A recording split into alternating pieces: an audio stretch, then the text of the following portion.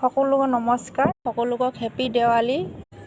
আপোনালোকে সকলোৱে জানে আমাৰ অসমত কি হৈ আছে পৰিস্থিতি। এনেই বম ফুটোৱাৰ কাৰণে নিষেধ আছিলে, সেইকাৰণে আমি সকলোৱে চাকি বন্তি জ্বলাইছোঁ আৰু ভালো নালাগে তেনেকৈ বম ফুটোৱাটো। আমাৰ মাজৰ পৰা ইমান ডাঙৰ এটা সম্পত্তি এটা সকলোৱে আমি হাৰালোঁ আৰু মানুহবিলাকে এনেকৈ বমবোৰ ফুটাব ধৰিছে। কেনেকৈ এনেকৈ বমবোৰ ফুটাব পাৰে আপোনালোকে ভাবকচোন। আমি ঘৰত চাকি জ্বলাইছোঁ আৰু দেৱালীৰ লাইট লগাইছোঁ। একচুৱেলি দেৱালীৰ লাইটটো লগাব নালাগিছিলে, চাকিটো জ্বলালে সেইখিনিয়ে যথেষ্ট হ'লা হয়।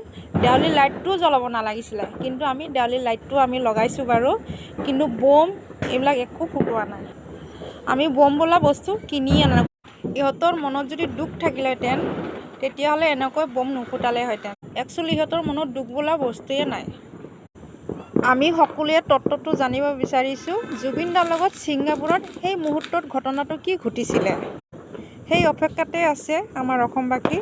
এতিয়া আমাৰ সকলোকে লাগে কি জুবিন দাৰ ন্যায়। আমাৰ অসমবাসী ৰৈ আছে, জুবিন দাৰ ন্যায় পালেহে তেতিয়াহে আমাৰ অসমবাসীৰ মনৰ এটা শান্তি লাগিব।